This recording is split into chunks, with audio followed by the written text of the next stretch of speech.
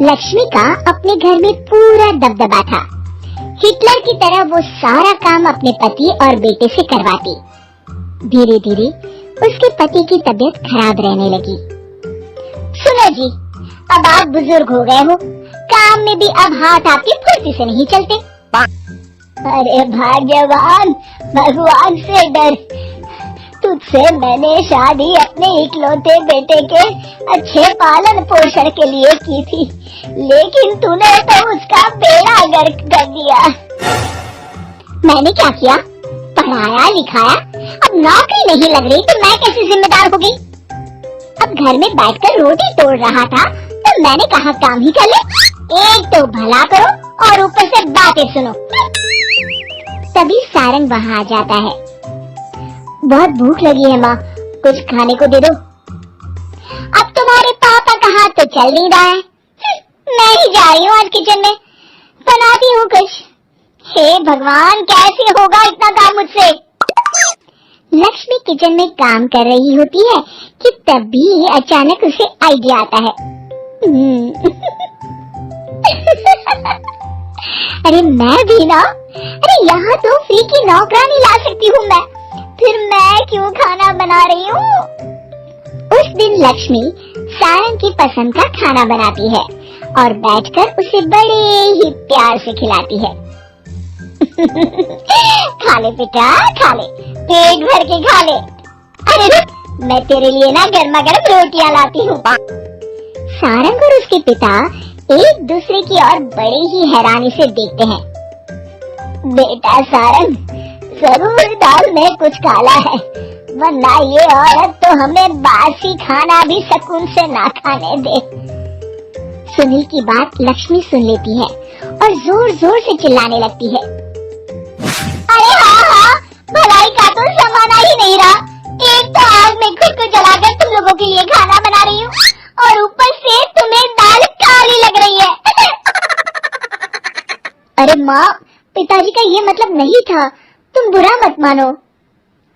अरे हाँ बेटा, तू कहता है तो मान लेती हूँ।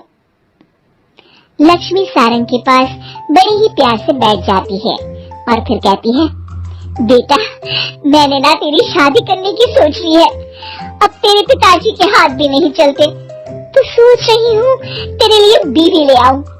अब पता नहीं ना मैं भी कब मर जाऊं। अब ऐसे भाग्य भी कहाँ है हमारे। क्या कहा? अरे हाँ, तुम तो चाहती ही हो कि मैं मर जाऊं, लेकिन मैं अपनी प्यारी बहू का चेहरा देखे बिना नहीं मरूंगी। हाँ माँ, शादी तो मैं कर लूं, लेकिन मैं नौकरी नहीं करता, फिर कोई क्यों देगा मुझे अपनी बेटी?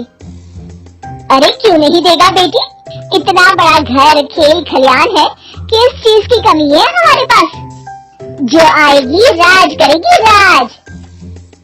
हम तो ना कर पाए राज, ये बोलो कि एक और नौकर तुम्हारे पास आ जाएगा। मैं कहती हूँ चुप हो जाओ। अरे खुद के घर का खाना बनाएगी तो क्या नौकरानी हो जाएगी? अब तुमसे तो किचन का काम होता नहीं, तो कोई तो करेगा ना। ठीक है माँ, तुम जैसा सही समझो बस।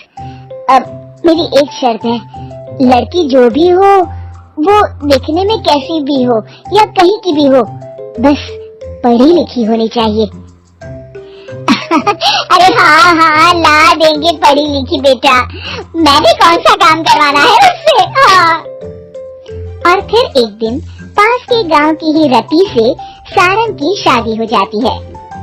रति दिखने में बहुत ही सुंदर थी, साथ ही साथ काफी पढ़ी लिखी थी। रति को लक्ष्मी के सौतेले होने की बात पता नहीं थी। शुरू में जब रति ने सारंग को घर का काम करते देखा तो हैरान रह गई। अरे ये तो अच्छी बात है कि आप घर का काम करते हैं, लेकिन मैं तो घर में ही हूँ ना, आप क्यों कर रहे हैं जी? जाइए आप नौकरी के लिए अप्लाई कीजिए ना। तभी लक्ष्मी वहाँ आ जाती है। अरे रति बहू, करने दे उसे काम।